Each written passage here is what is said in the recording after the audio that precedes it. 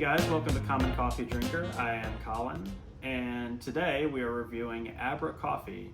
So I found out about Abra through our Instagram account at Common Coffee Drinker, and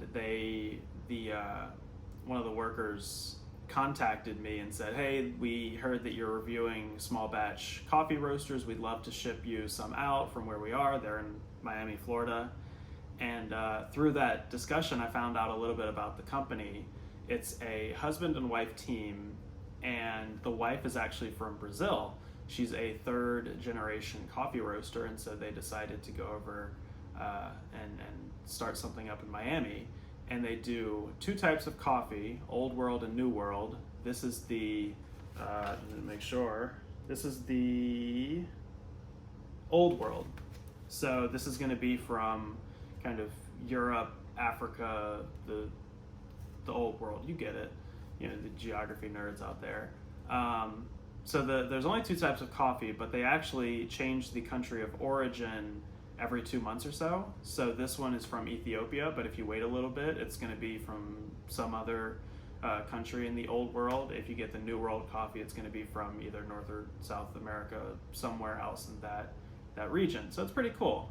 And the reason that I like small batch roasters, if I can go into that tangent real quick, is because when they sent the coffee to me, they included these little cards, and let me actually get it up close here.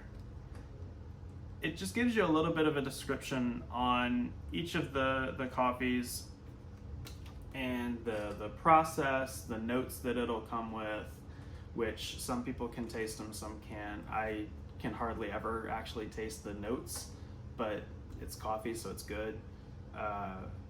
And they tell you the actual person that roasted the coffee and where they roasted it. So it's a local kind of personal touch that you can only get with small batch roasters.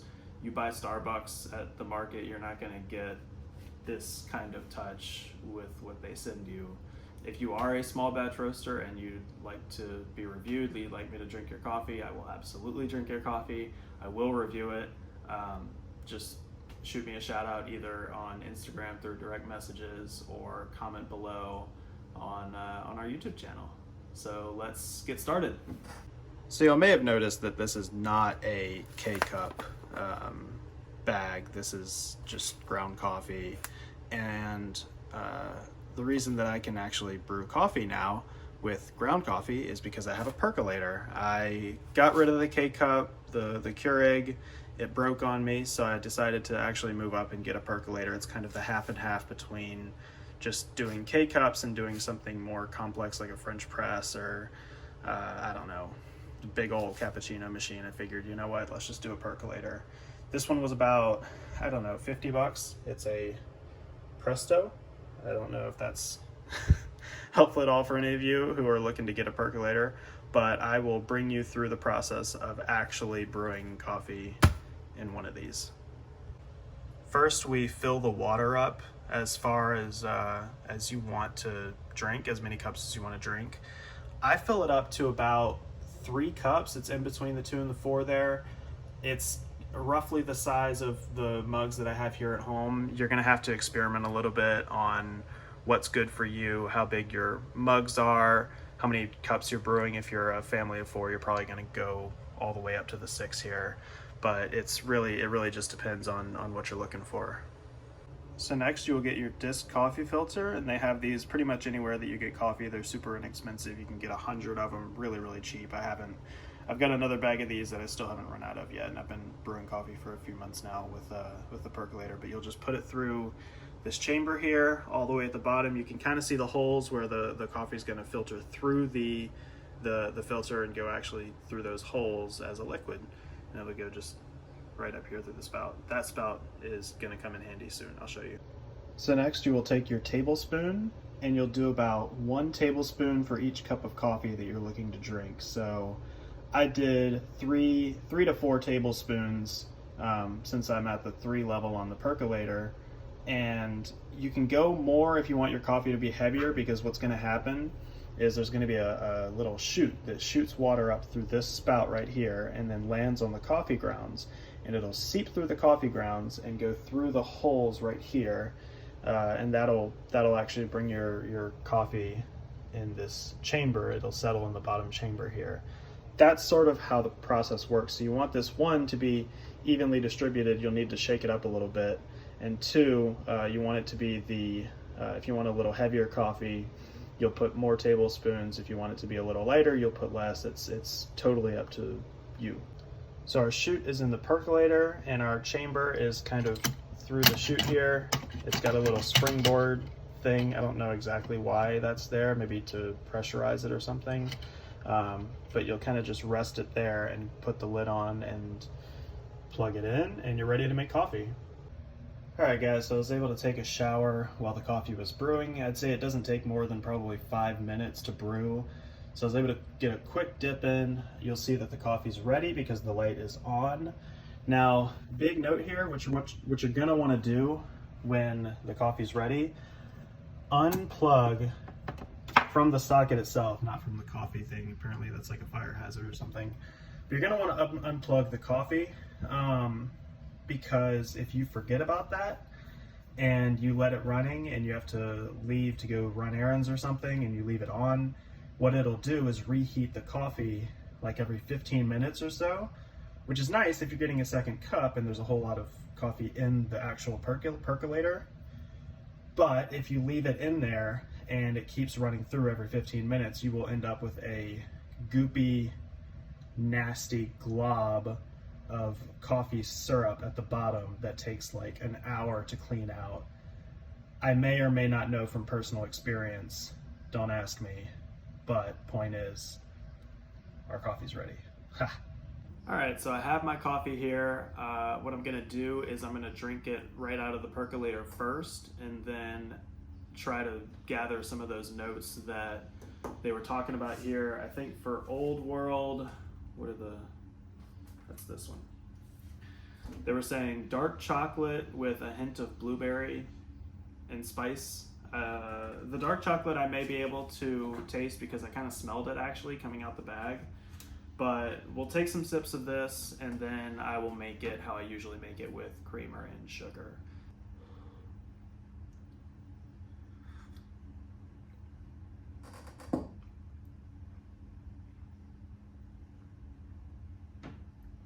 Okay, so I taste the dark chocolate first. That's the thing that comes to mind as soon as I sipped this coffee, was the dark chocolate taste. It's also really flavorful. If I didn't have coffee creamer or sugar and I just needed to make black coffee in the morning, I wouldn't worry. It can handle its own. Very, very powerful flavor. It's really good coffee. Really, really good coffee. You can tell that it's just a strong blend. Wow, the flavors really pop out. That's good coffee.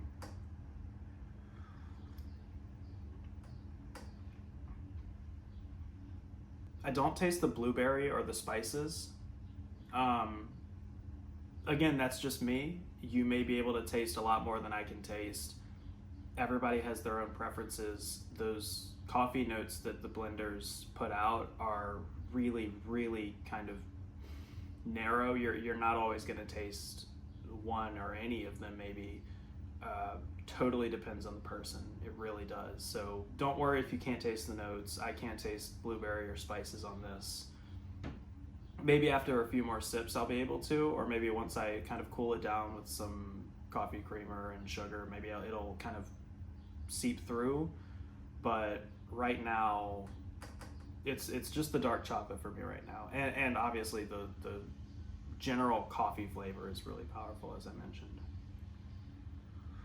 So I've had my sips of coffee and I can certify that this is a really, really good blend. Obviously the dark chocolate it packs a punch. It'll come out at you. The coffee taste in general is very powerful, very strong. You don't need coffee creamer, you don't need sugar to make it taste good. It just tastes good. So with that being said, I am gonna put some creamer and sugar in just to make it a little bit cooler and go ahead and sip that. and I will send you over to Couch Colin to answer some of your questions that you had for me. How's it going, Couch Colin? It's going well, man. Looking forward to that old world coffee you got for me. I am gonna make it shortly, and I will send it over to you in just a second. All right, well, let's talk and more coffee making. Let's go. Come on. All right, man. All right, calm down. All right, so Coffee Table Colin was able to supply me with that Abra coffee, and I will go ahead and take some of your questions that you had on Instagram. So Zach asked, how do you go about deciding what to try at a new coffee shop? That's a good question.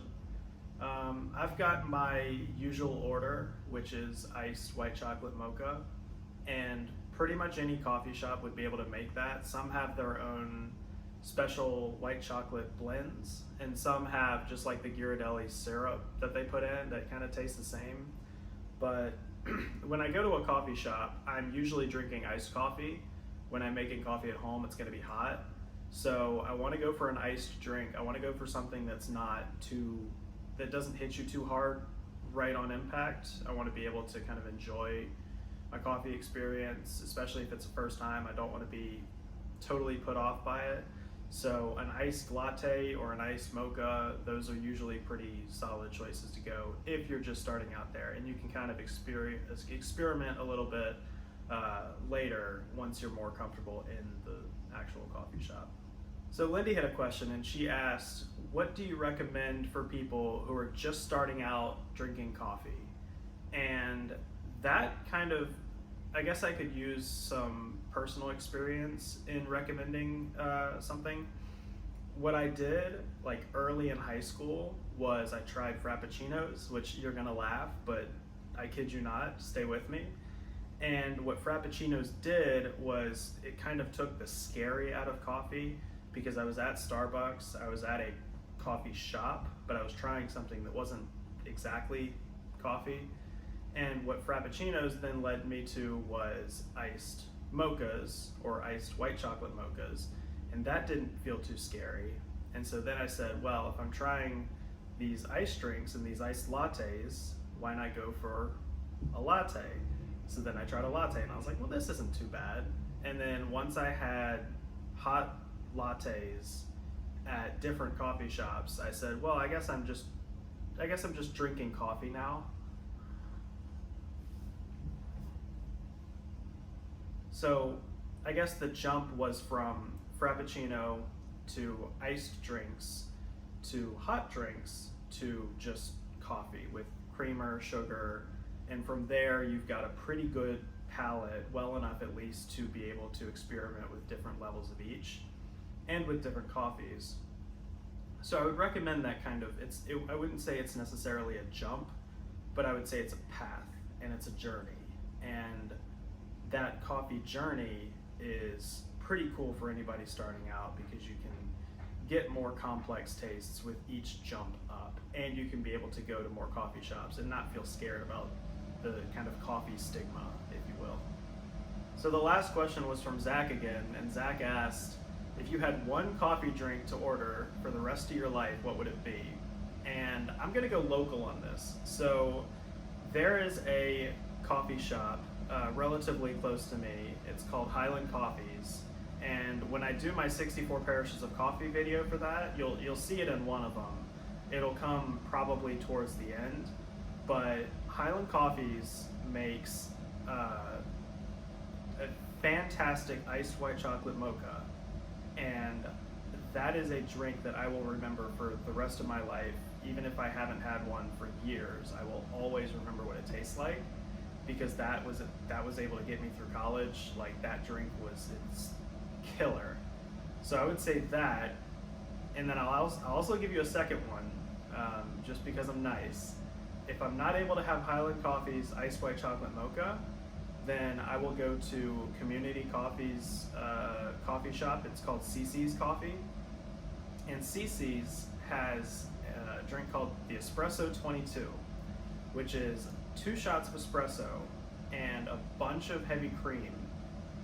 And I don't know like what else they do with it, if anything. I haven't actually seen it made behind the counter, because I always get it when I'm on the run. But that thing will wake you up and it will taste good. It doesn't shock you like normal espresso would. And I adore that drink. It is so good. So if I need something to wake me up for the rest of my life, I'll go with the Espresso 22.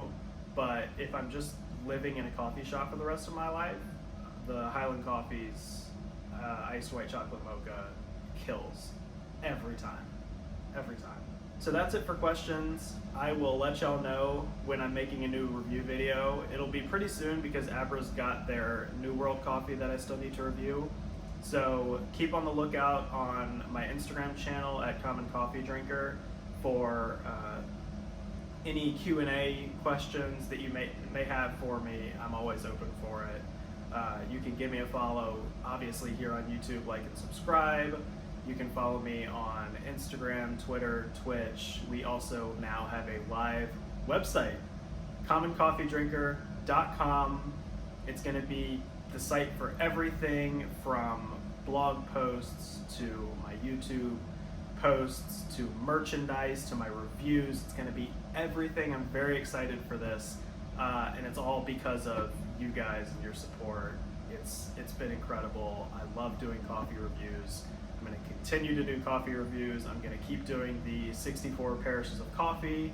You can obviously see those videos as well on our YouTube channel, and hopefully maybe expand those travel videos out more past Louisiana, but we'll see. We'll get there when we get there.